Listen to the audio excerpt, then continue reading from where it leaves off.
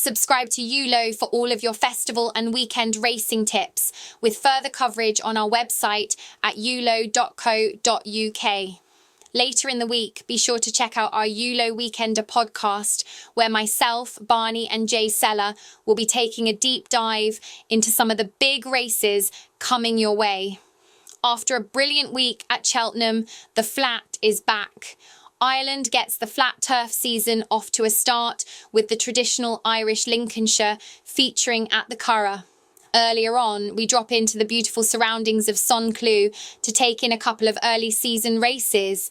Sunday's Nap is an old favourite as Big Gossie comes home to the Curragh looking for his 8th course win.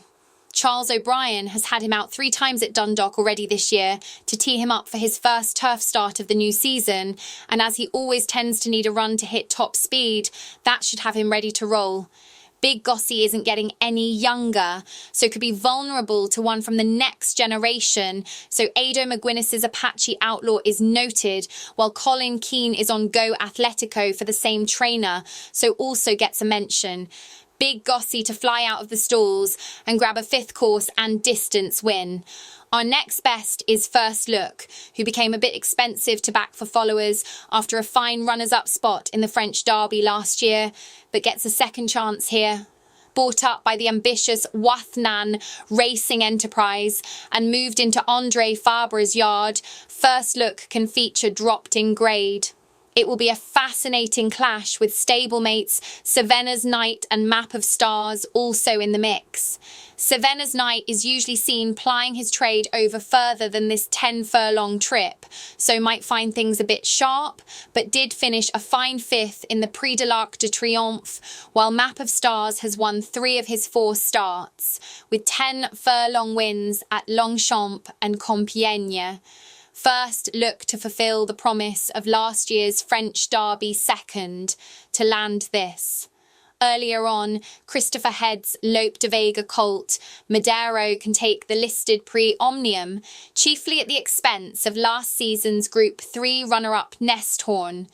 Francis-Henri Graffard's Expert Eye colt did put in a good shift in the Prix des Chênes, but ultimately was no match for the free-running Misunderstood and might once again find one too good in Madero.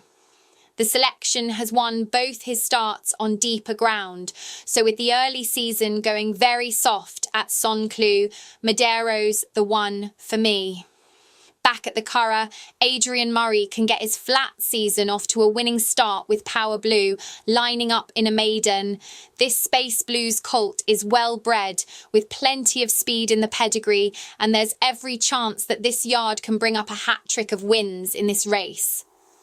Power Blue has to come in from a wide draw in stall 7, but David Egan is on hand to look for a good passage into the race. With stablemate Stonezillion next door in stall 8.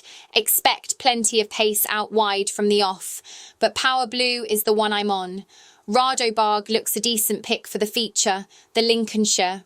We gave him for this race in 2022, where he got upsides of Comfort Line to win by 2 lengths and is only £1 lower than that winning mark. Now, out of Raphael Freire's new residence at Freemason Lodge in Newmarket, after the retirement of Sir Michael Stout, the Brazilian trainer is looking to enhance his reputation from the same yard that the great Shergar was trained, and what better place to start than here at Irish headquarters.